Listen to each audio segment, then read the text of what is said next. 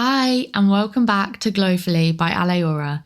Today we're opening a gentle, honest conversation about food, feelings, and energy with this Season 1, Episode 9, Blood Sugar, Cravings, and Emotional Eating, a holistic approach to nourishment and balance. This is your week-long deep dive into the rhythms that shape how you eat, how you feel, and how you glow. We'll start with blood sugar basics, explore how sugar spikes ripple into the hormones, skin, and mood, unpack why stress makes us crave sweetness, and then ground it all with nourishing snack ideas, mindful seasonal eating, reflective journaling, and simple daily rituals that sustain energy without restriction.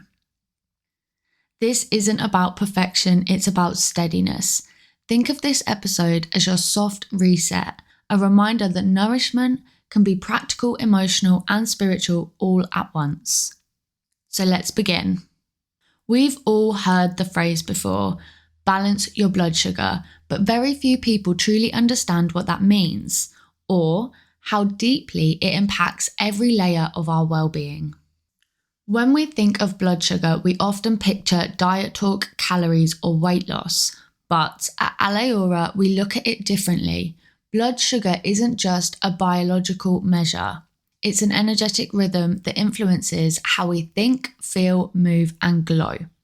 At its simplest, blood sugar balance is about keeping your energy steady, not too high, not too low. Every time you eat, your body converts food into glucose, which fuels your cells. But when that balance spikes and crashes, it sends ripple effects through your hormones, mood, skin, digestion, and emotional stability. When your blood sugar is steady, your energy feels grounded, your thoughts are clearer, your cravings calm down, and your body feels safe. So when it's unstable, your body moves into survival mode, releasing stress hormones like cortisol, which can leave you anxious, moody, and exhausted. So let's go beyond the biology and look at the energy connection. In holistic medicine, balance isn't just about numbers, it's about flow. In Chinese medicine, the spleen and stomach meridians govern energy transformation. That's how food becomes life force, or in Chinese medicine, QI. When your blood sugar is chaotic, your spleen energy becomes weak. You might feel foggy, bloated, or crave sweetness because your body is asking for stability, grounding, and warmth. In Ayurveda, this same concept is tied to the Agni, your digestive fire. When Agni burns steadily, your body digests not just food, but life, emotions, information, and energy. When it's unbalanced, you feel scattered or depleted, as though your inner fire keeps flickering out. So, blood sugar balance isn't just a metabolic goal, it's energetic harmony. It's your body's way of saying, I feel safe, stable, and supported. Most people experience blood sugar imbalance without realizing it, so you might recognize it as midday crashes that have you reaching for caffeine or sugar, mood swings or anxiety when you're hungry, cravings that feel uncontrollable, especially around stress or your cycle, and brain fog, low focus, or irritability after eating certain foods. And that is not your body failing you, it's trying to communicate with you. It's asking for balance and for steadiness. One of the biggest misconceptions around blood sugar is that balance means restriction. It doesn't. It means nourishment. It's not about cutting out sugar entirely or labeling food as good or bad. It's about pairing, combining carbs with protein, fiber, or healthy fats to create slow, steady energy. And beyond that, it's about how you eat. Eating slowly, grounding yourself before meals, and choosing whole, coloured foods all support your body's natural rhythm. Even the act of sitting down, breathing, and feeling gratitude before you eat can lower cortisol and help your body digest more peacefully. Now, I want to look at the mind-body-soul connection, because when your blood sugar is balanced, your whole being feels the difference. Mentally, you feel clearer, more focused, and calm. Physically, your energy lasts longer and your glow becomes more radiant. Emotionally, your body feels supported, not deprived, and your cravings soften. And spiritually, you're more grounded and attuned. You feel connected to your intuition again, not ruled by impulse or fatigue. So in this way, balancing blood sugar becomes a form of energetic regulation, not just managing your diet, but managing your vibration. Now, let me get this straight. You do not need to overhaul everything at once. You can start small. Have breakfast within an hour of waking up to stabilise cortisol. Include protein and fibre with every meal. Sip water or herbal tea instead of reaching for energy drinks. Add cinnamon or apple cider vinegar for natural glucose support. And slow down when you eat. Let your body feel safe. These small rituals become your foundation. They're acts of self-respect that bring your body back into balance. So with that in mind, blood sugar balance is about more than food. It's about energy, stability, and harmony. And when your blood sugar is steady, your mind quiets. Your body feels supported, your emotions soften, and you begin to glow from the inside out. And remember, balance isn't restriction, it's rhythm. And when you learn to nourish that rhythm, everything else in your wellness journey starts to flow more easy. So next up, I'd like to explore what happens when that rhythm breaks, how sugar spikes can impact your hormones, skin, and energy, and what to do about it. When we think of sugar, most of us imagine sweetness. That's comfort, warmth, and maybe even a reward. But what if the real story of sugar isn't about pleasure at all, but about energy confusion? Because here's the truth. Sugar affects more than your waistline or diet goals. It affects your energy flow, your hormones, and even the way your skin glows or dulls. So let's look at the science behind sugar spikes. Every time we eat, our blood sugar rises slightly, and that's normal and necessary. But when it spikes rapidly, usually from processed foods, caffeine on an empty stomach, or skipped meals followed by overeating, our body rushes to bring it back down. It does that by releasing insulin, a hormone made by the pancreas that moves glucose into your cells for energy. But here's where the problem starts. When your blood sugar swings too high too often, insulin overcompensates, leading to energy crashes, cravings, and a cascade of hormonal disruptions. Your cortisol, the stress hormone, rises to stabilise blood sugar. Your estrogen and progesterone can fluctuate, and your mood starts to mirror your meals. It's not your imagination. When your blood sugar crashes, you genuinely feel lower, not just physically, but emotionally. So beyond the science, there's an energetic truth. Sugar spikes create turbulence in your body's vibration. So in Chinese medicine, sudden spikes in glucose weaken the spleen energy and generate what is called dampness. That is a heavy, stagnant energy that can manifest as bloating, fatigue, or dull skin. Over time, dampness can cloud your QI, which is your life force, leaving you feeling foggy and uninspired. In Ayurveda, sugar spikes aggravate Kapha and Pitta energies. That's creating heat and congestion in the body. This imbalance can show up as inflammation, acne, irritability, or sluggish digestion. Your inner world is reflected outward. So when your energy flow is erratic, your skin mirrors that instability, losing its glow, breaking out, or appearing uneven. Now remember that skin is a mirror of energy. Think of your skin as your body's storyteller. It reflects everything that's happening beneath the surface, physically, emotionally, and energetically. So when your blood sugar spikes, collagen breaks down faster, leading to premature aging. Inflammation increases, which can trigger acne, rosacea, or puffiness. And your circulation lowers, leaving your complexion dull and tired. But when your blood sugar is steady, your circulation flows, your lymphatic systems drain, and your skin glows naturally, not because of products, but because of balance. So glowing skin isn't just about skincare, it's about stable energy. Now let's talk about mood, mind, and hormone harmony, because sugar affects your mood just as much as it affects your skin. When your blood sugar crashes, your brain receives glucose. That's your main fuel source. That's when you feel anxious, foggy, or irritability. Your nervous system senses danger and releases cortisol, which in turn impacts your hormones, especially estrogen and progesterone and the thyroid function. This is why unbalanced blood sugar can lead to PMS or cycle-related mood swings, fatigue that feels emotional, not just physical, and difficulty focusing and feeling grounded. From a spiritual perspective, it's as though your body is saying, I can't find center. So your hormones, skin, and energy are all communicating the same message: stabilize me, ground me, nourish me. But how do we restore balance? Well, I can tell you it's not by cutting everything out, it's by building rhythm. So why don't you try this? Eat real meals instead of grazing all day. This helps regulate insulin.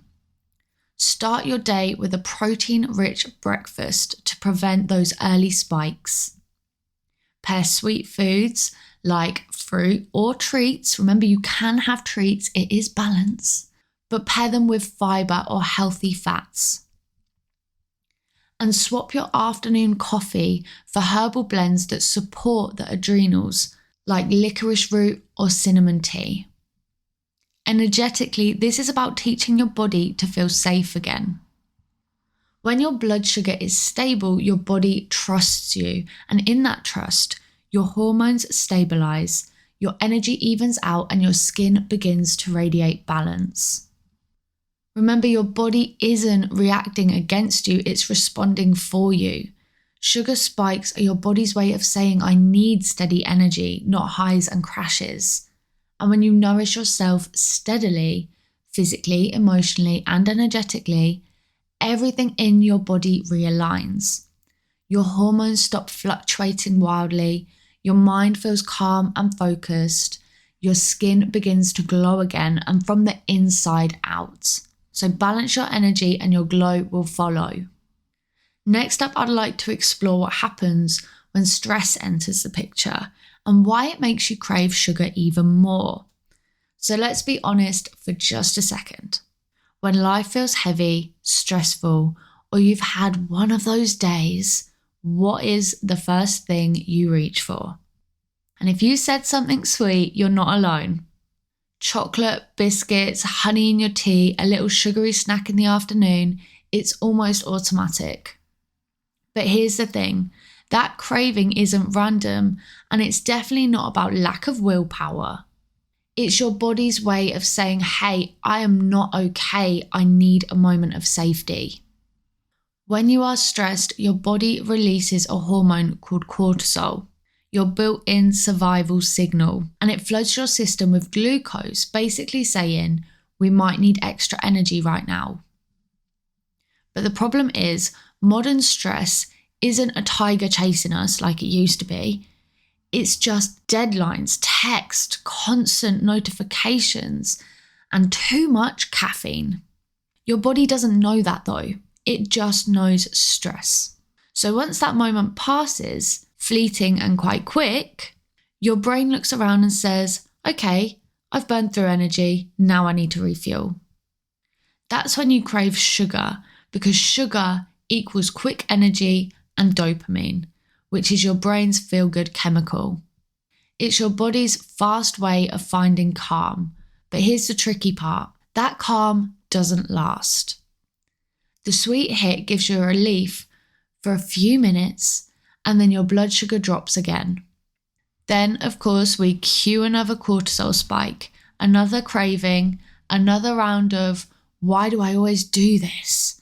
But it is not weakness, it's biology mixed with emotion. So let's look at the emotional story behind the craving. And here's where we go a bit deeper, because your craving for sugar isn't just physical, it's emotional and even energetic. When you crave sugar, you're often craving sweetness, not just in food, but in life. Maybe you've been giving, working, hustling, constantly in motion, and you haven't had a drop of sweetness all day.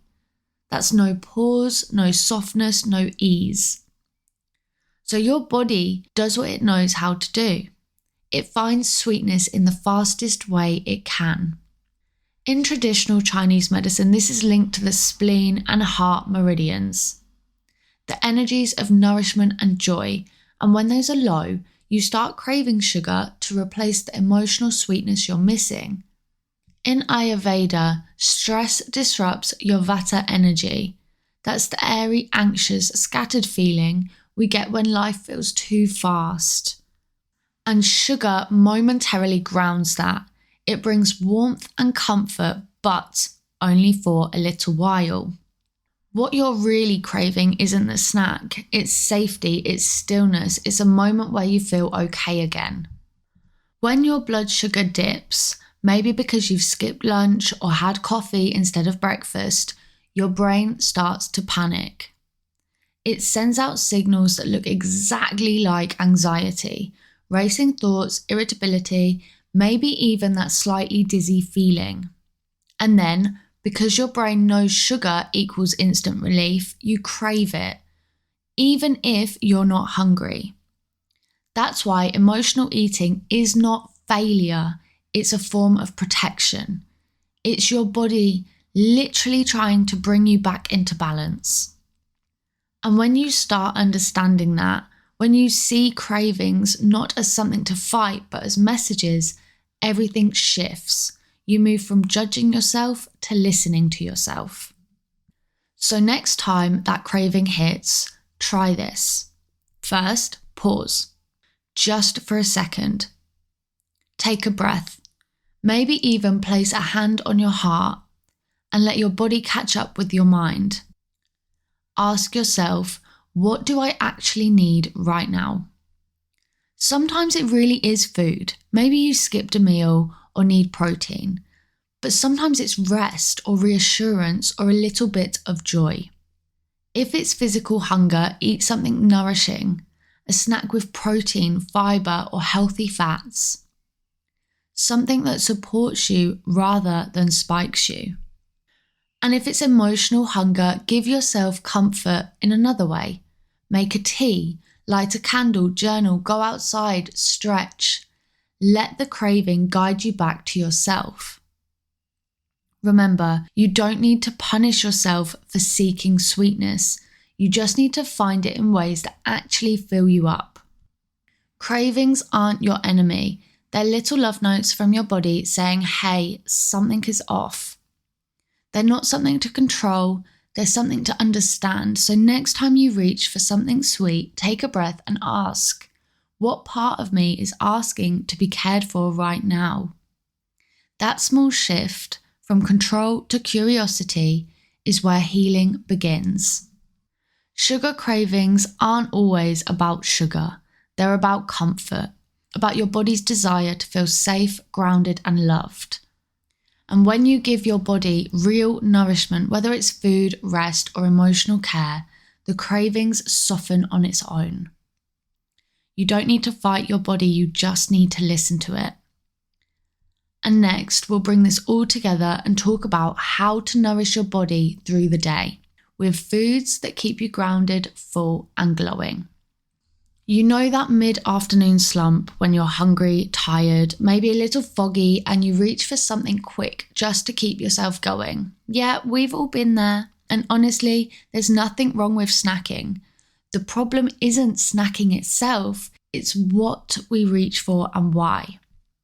Because the right kind of snack can actually be a form of self-care. It can ground you, stabilise your blood sugar, and even help your skin glow. So I'd like to talk about the kind of nourishment that keeps you steady inside and out.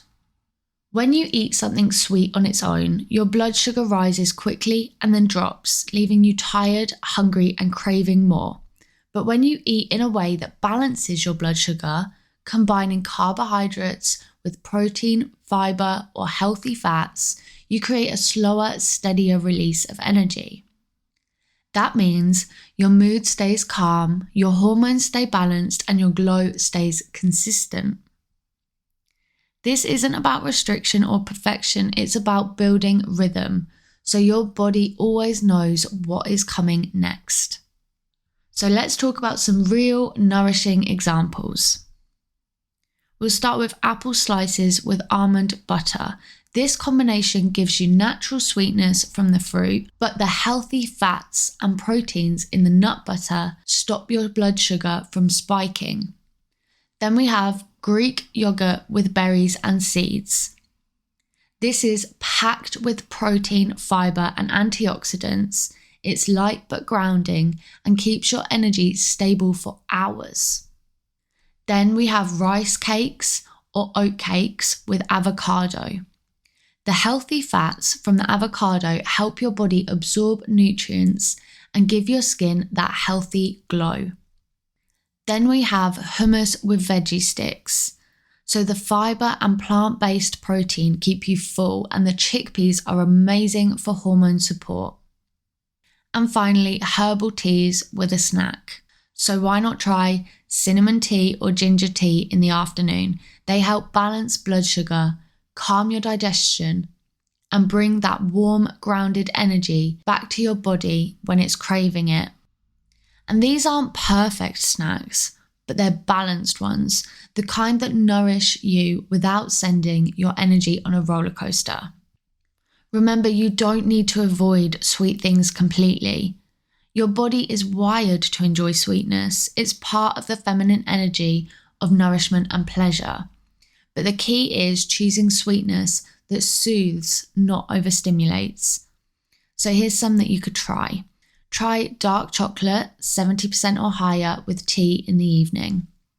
Homemade energy balls with dates, oats, nut butter, and seeds. Or warm stewed apples with cinnamon, perfect for autumn and great for digestion. When you combine sweetness with warmth and fiber, it becomes grounding rather than draining. And it's not just about what you eat, it's how you eat. If you're eating while rushing, scrolling, or overthinking, your body stays in stress mode and struggles to digest properly. That means even healthy snacks can leave you feeling heavy or unsatisfied. So try slowing down when you eat. Sit down, breathe, and actually taste what you're having. Feel the nourishment instead of rushing through it. When you eat mindfully, your body absorbs more nutrients, your digestion improves, and your energy feels steady, not spiky. Balanced snacks also help regulate your emotions. When your blood sugar is stable, you feel calmer, clearer, and more centered. You stop reaching for foods that soothe stress because your body already feels supported. This is nourishment as emotional regulation, not punishment and not reward. Food becomes a way to ground, not escape. And that's the kind of relationship with food that truly supports feminine energy, calm, intuitive, and rooted in self-care. So snacking isn't the problem. It's an opportunity. Every time you eat, you have a chance to remind your body that it's safe, supported, and cared for. The more stable your energy, the more radiant your glow, because balance is beauty. So next time you feel that midday dip, take a breath. Choose something nourishing, slow, and grounding. Let it be a moment of presence, not panic. Your body will thank you with more than energy. It will thank you with glow.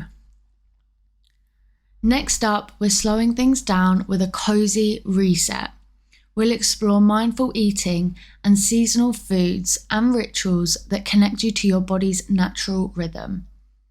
So you know how the weekends sometimes feel like one big blur. Well, a mix of trying to rest, catch up, socialize, and somehow reset all at once. This is your gentle reminder. The weekend isn't for making up for what you didn't do during the week. It's for reconnecting with your body, your energy, and the pace that actually feels right for you. And one of the most powerful ways to do that is through mindful, seasonal nourishment.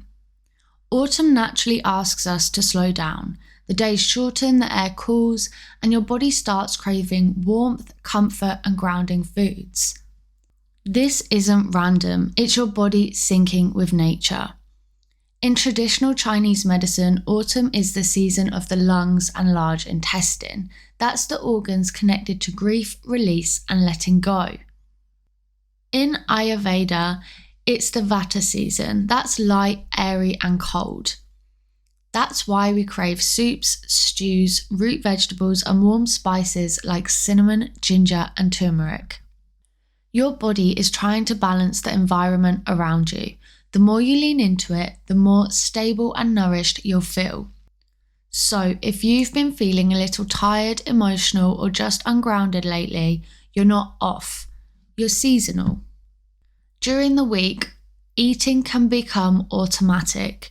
Quick bites between calls, coffee instead of breakfast, scrolling while you eat dinner.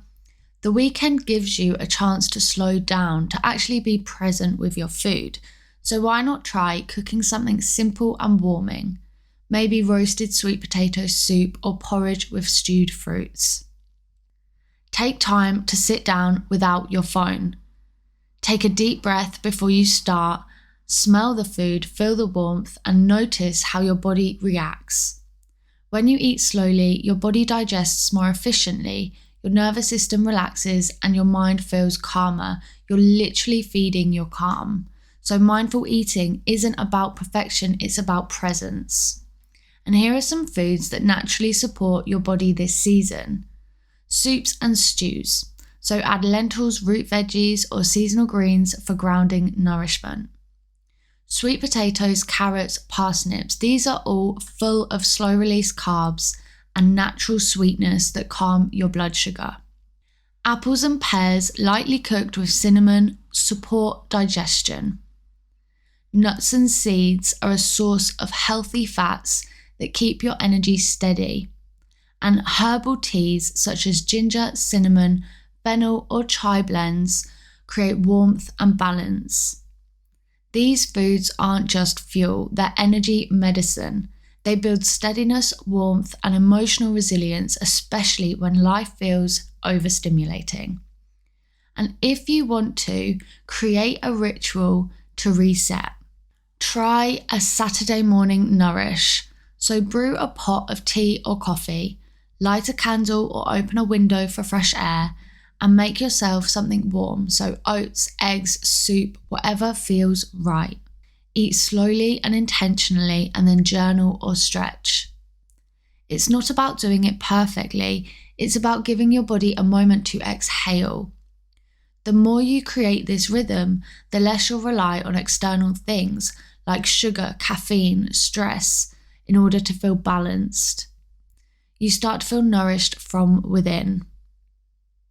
Autumn is also the season of letting go. Your body reflects that. It's detoxifying, releasing, and shifting. So if your emotions feel heavier this time of year, that is okay. You can use food as support, not distraction. Let your meals ground you when your thoughts feel scattered. Your dinner can be a ritual of release. Your tea can be an act of care. That's what mindful seasonal eating really is. It's a way to stay rooted when everything else feels like it's changing. So this weekend, don't focus on resetting your life. Focus on resetting your energy. Eat something warm, breathe deeper, be present with your plate. When you nourish your body in alignment with the seasons, you create balance that lasts far beyond the weekend.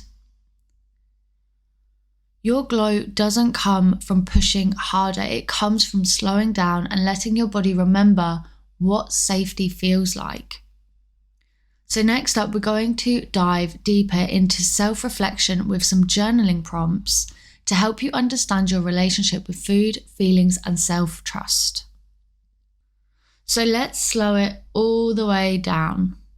After exploring nourishment, cravings, and emotional balance, it's time to go inward, to reflect, connect, and rebuild a deeper sense of trust within yourself. Because underneath every pattern, every craving, every energy dip, there's one core question your body is always asking. Can I trust you to listen? When we live in a world that teaches us to control, calculate, and correct our bodies, instead of simply connecting with them, we are taught to count calories, suppress hunger, and label food as good or bad. But the truth is, your body isn't the enemy, it's your ally. It's constantly speaking to you through sensations, emotions, and energy shifts. And journaling is how we begin to translate that language again. Journaling is one of the most powerful tools we have for reconnecting to the body's wisdom. It allows you to observe yourself gently without judgment. When you write about how you feel around food or how you feel in your body, you start to see patterns you might never have noticed before. Maybe you crave sugar when you're anxious or eat quickly when you're overwhelmed. Maybe you realize certain foods make you feel warm and grounded, while others leave you feeling heavy and tired. These observations aren't rules, they're messages. They are invitations to help you understand yourself more deeply. So your journal then becomes a mirror for your energy, a space where the noise of the outside world fades and the quiet voice of your body can finally be heard. So let's talk about writing from awareness, not analysis. When you sit down to journal, try not to overthink it. This isn't a homework exercise or a self-improvement task. It's a conversation between you and your body. So start with curiosity instead of critique. If emotions come up, let them. If you don't know what to say, start with how you feel in this moment. Sometimes one small sentence like, I feel disconnected from my body today, is the doorway into a much bigger truth. This practice is about rebuilding trust, the trust that you can listen without judging, feel without fixing, and simply be with yourself without trying to change. Here are some reflections to explore in your own time. You can do them all in one sitting or return to them throughout the week. What matters most is that you write honestly. Ask yourself, what emotions show up when I eat? Do I feel calm, guilty, anxious, or joyful? These feelings often tell you where healing is asking to happen. Ask yourself, how do I know when I'm truly hungry?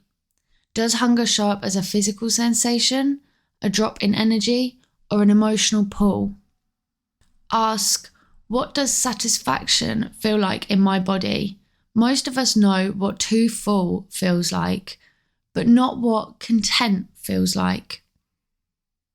Ask, how do I use food to cope when things feel heavy? And there is no shame here. Food often represents safety. So this question simply invites softness around the parts of you that need comfort. Ask yourself, what would nourishment look like if it wasn't about control? And maybe it's slowing down, maybe it's cooking with love, maybe it's giving yourself permission to rest. And finally, what do I need right now to feel safe in my body? Because true nourishment always begins with safety, not restriction. These questions aren't there to create pressure, they're there to create presence. And before you write, why not turn it into a ritual? Set the scene. Make yourself a tea that feels comforting, chamomile, rose, cinnamon, or anything you love. Light a candle, open a window, and take 3 deep breaths.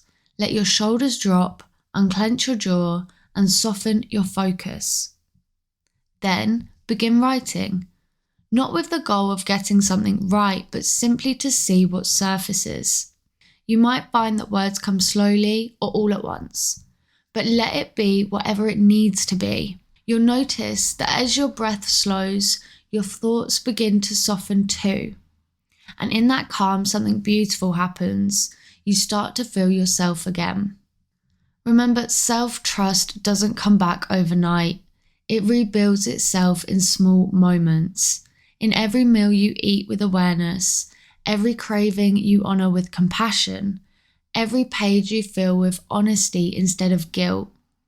When you start listening to your body, really listening to your body, you realise it's not trying to sabotage you, it is just trying to protect you.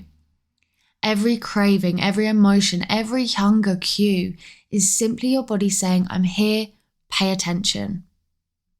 In Ayurveda, they say that awareness strengthens Agni. That's your inner fire, your digestion, and your intuition. The more awareness you bring to your habits, the more your energy realigns itself naturally. So don't rush your healing, don't rush your journaling. Let it be slow, let it be tender. Healing doesn't happen through force, it happens through safety. And remember, you are not behind. You're learning how to trust yourself again, and that takes time. The goal isn't to control your body, but to care for it, to rebuild a relationship that feels rooted in respect and love, not punishment. When you approach food with curiosity instead of fear, and your body with compassion instead of frustration, everything begins to soften. Your energy steadies, your emotions become clearer, and your glow starts to return, not because you've fixed yourself, but because you've finally come home to yourself. You do not need to have the perfect routine or the perfect diet. You just need to listen. Your body already knows what balance feels like. You're simply remembering how to hear it. So next up, I'd like to bring this all together. Practical, emotional, and spiritual. So let's talk about what it means to live glowfully. And not a perfect morning routine kind of way, not in a everything is balanced all the time kind of way, but in that deeper, softer sense of knowing how to take care of yourself as you are, how to meet yourself as you are. So we have already explored blood sugar, cravings, emotional eating, and self-trust. And at the center of it all is one message. Balance isn't a destination, it's a rhythm. It's not something you achieve, it's something you nurture moment by moment. And glowfully living is about creating tiny rituals that bring you back into your body, back into awareness, and back into the present, the place where balance actually lives.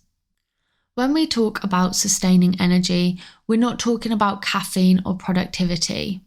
We're talking about vitality, that calm, steady current that runs through you when you're nourished, rested, and grounded.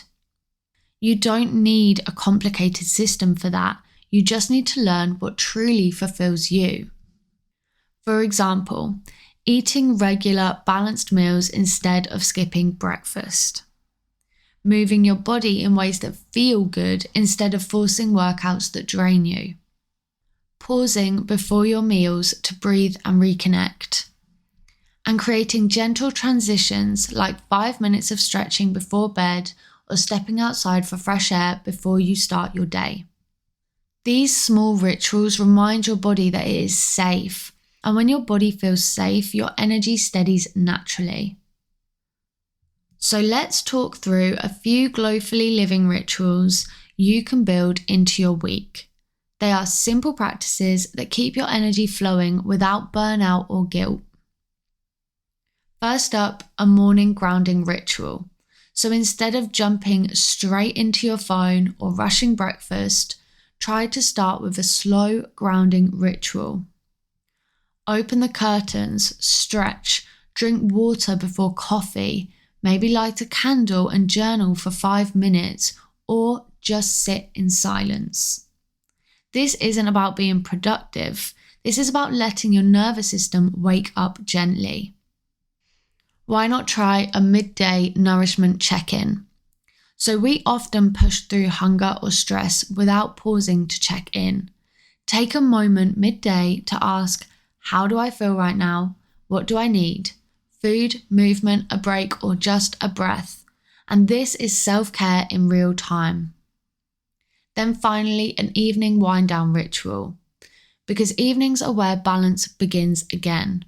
Try dimming your lights, putting your phone away early, and making a warm drink, something like chamomile or cinnamon.